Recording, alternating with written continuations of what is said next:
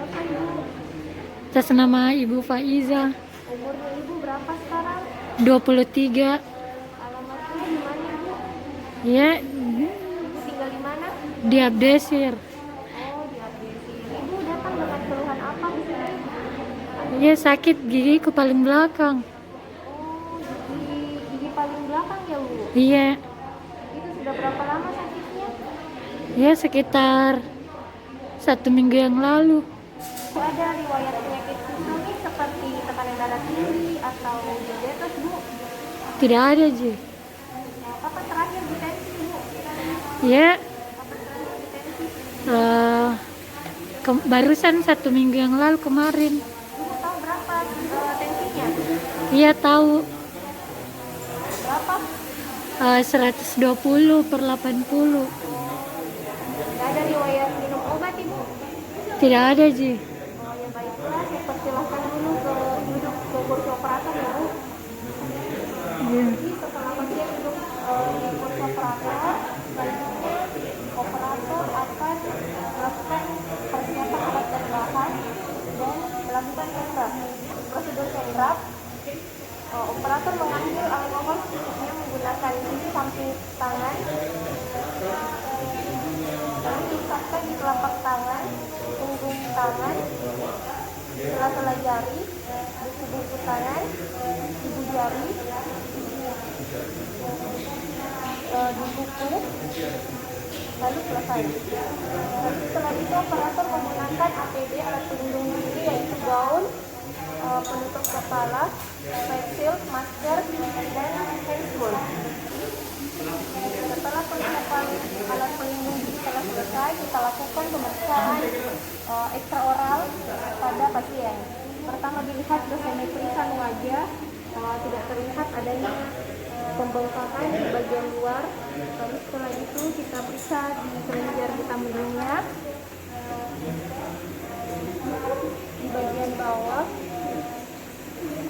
atau submandibula, ditekan-tekan dan tidak terasa ada pembengkakan atau benjolan dan dia tidak terasa sakit. Ini pemeriksaan intraoral. Jadi pada intraoral ini terlihat gigi 38 tumbuh tidak sempurna. Untuk diagnosa pastinya perlu dilakukan terlebih dahulu pemeriksaan radiologi. Maka setelah ini pasien terlebih dahulu dipersilahkan untuk melakukan pemeriksaan ronsen radio panoramik. Pasien datang kembali membawa hasil dari radiografinya, maka dapat diberikan diagnosanya yaitu infaksi kelas 1B nukleus angular. Lalu setelah itu kita memberitahukan kepada pasien rencana perawatan dan diagnosa dan rencana perawatannya. Jadi ibu untuk diagnosanya itu adalah infaksi kelas 1B nukleus angular dan rencana perawatan selanjutnya yaitu kita akan lakukan odontektomi, yaitu pembukaan ekstraksi dari giginya tapi dengan metode pembedahan. Jadi nanti akan dilakukan pembedahan atau pembukaan flap dan akan diberikan anestesikum, jadi nanti akan terasa sedikit kebas pada mandibularnya. Lalu komplikasi yang mungkin terjadi setelah post operatif yaitu terjadi pembengkakan di daerah obturasi atau di daerah belakang, tapi dibenarkan saja karena itu adalah salah satu proses dari penyembuhan dari pembedahan. Nanti akan diresepkan pulang antibiotik dan analgesiknya. Akan lanjut ke prosedur perawatan. Nah, di sini telah disiapkan alat dan bahannya. Alatnya yang pertama yaitu oral diagnostic set, dan mirror, pinset, sinde, dan excavator. Lalu selanjutnya ada scalpel, lalu ada pinset jaringan, lalu ada needle holder, gunting benang, kureteri apikal, bone file, dan periosteel elevator, tang ekstraksi, lalu vein.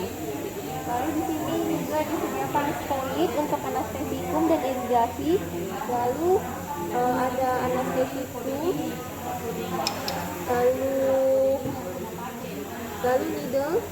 benang cutiring, lalu ada tampon, kapas, ada bur tulang, lalu povidon iodin dan alkohol. Lalu selanjutnya kita akan lanjut ke prosedur perawatannya. Pertama-tama kita akan disinfeksi area yang akan dianestesikum dan area yang akan dioperasi. Jadi pertama-tama kita ambil kapas, lalu kita disinfeksi di area tribunum traumatic head untuk anestesikum blok dan di daerah operasi di gigi 38. Lalu setelah itu kita akan lakukan proses anestesikum menggunakan fluid dan anestesikum lidocaine. Setelah itu kita akan arahkan ujung jarumnya ke arah trigolum retromolar. Lalu fluid ini kita tempatkan di antara gigi C dan P. Pastikan posisi ujung jarum mengarah ke tulang. Kita masukkan jarum sebanyak sepertiga pada arah kontralateral. Lalu setelah itu kita lakukan homolateral. Kita masukkan sebanyak sepertiga jarum lagi. Lalu setelah itu kita aspirasi. Jika negatif, maka kita insersi sebanyak 1 mili ke nervus alveolaris inferior sebanyak 1 mili. Lalu setelah itu kita tarik jarumnya sebanyak sepertiga, kita aspirasi lagi. Apabila negatif, kita insersi sebanyak 0,5 ml ke nervus lingual.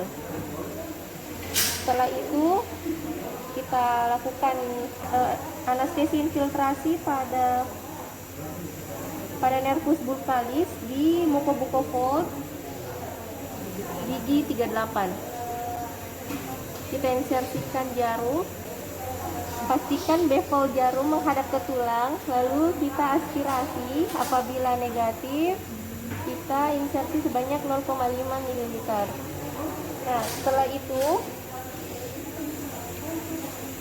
kita evaluasi dari kinerja anestesikumnya. Tampakan klinisnya itu adalah gusi atau mukosa dari pasien itu berwarna putih di daerah anestesikum dan terasa agak kebas di daerah mandibular atau rahang bawah sebelah kiri. Lalu setelah itu bisa juga kita pinset, menggunakan pinset menjepit mukosa dari pasien. Apabila dirasa tidak sakit atau kebas, maka bisa dikatakan bahwa anestesikumnya berhasil. Setelah itu kita akan lakukan dengan incisi flap. Pertama-tama kita ambil blade-nya menggunakan folder.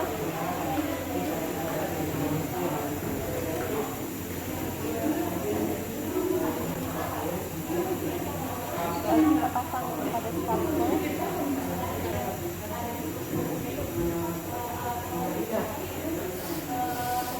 Setelah terpasang blade-nya, teknik bedah flap yang akan kita lakukan yaitu triangular. Jadi kita ambil insisi di daerah distal,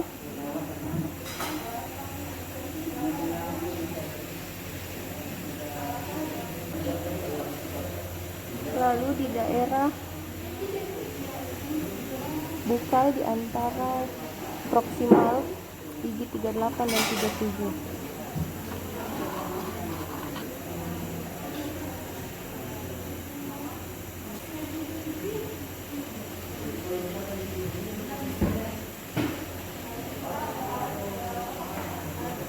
Lalu setelah itu kita buka perlengkapan menggunakan eskavator.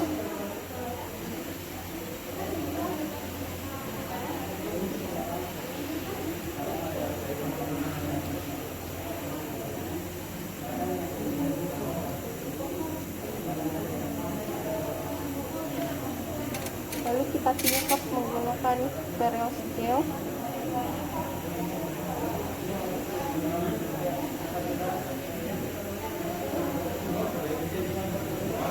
Lalu setelah itu kita akan separasi giginya. Selanjutnya asisten akan membantu untuk membuka flap menggunakan Minnesota.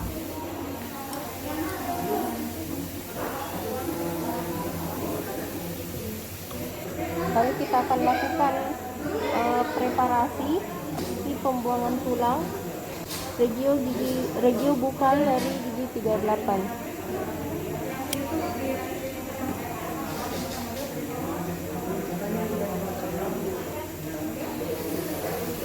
Kita buang juga, kita kurang pada bagian mesial dari gigi.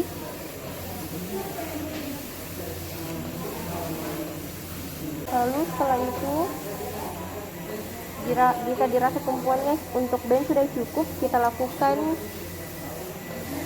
band pada gigi 38 untuk mengungkit atau mengangkat dari gigi 38. Jika dirasa gigi 38 dirasa cukup mobile, maka kita lanjut ke ekstraksi menggunakan tang. Tarik lagi. Kita tempatkan tang di daerah cemento enamel junction atau di vertikal gigi. Lalu kita cengkram dengan erat, lalu kita lakukan gerakan luksasi dan rotasi. Luksasi bukal lingual dan rotasi. Lalu setelah itu kita tarik.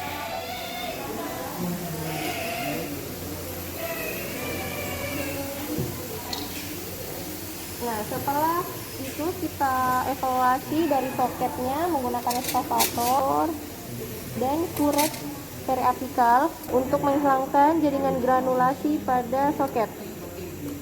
Lalu setelah itu kita irigasi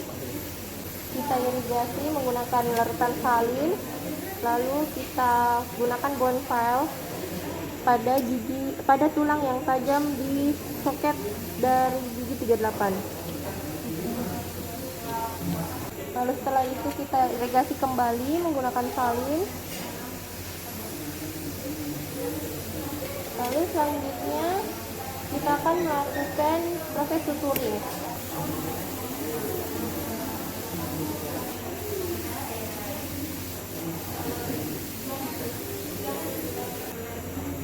Jadi kita akan lakukan suturing di sudut flap.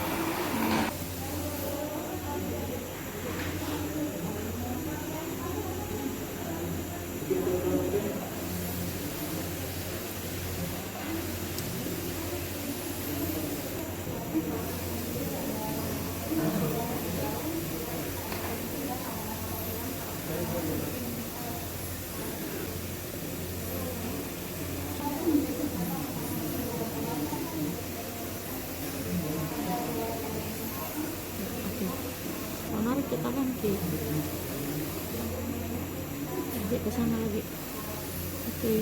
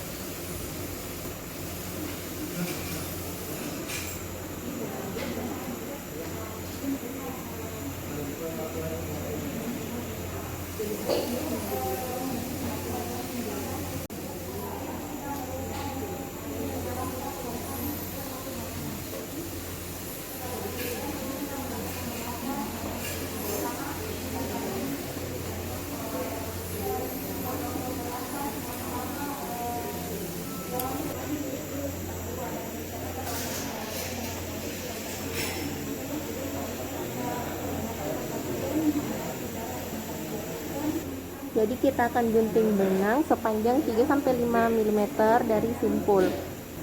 Lalu kita lakukan suturing pada bagian distal.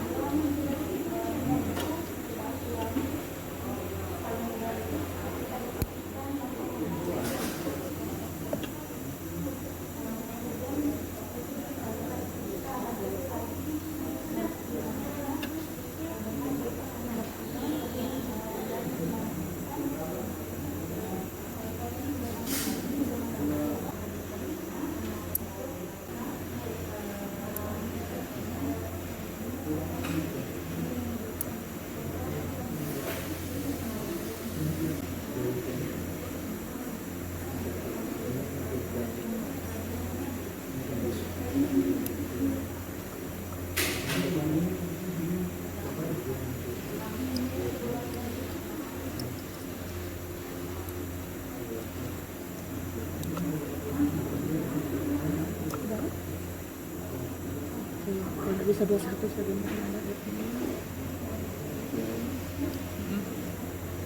Halus nih benangnya Bu.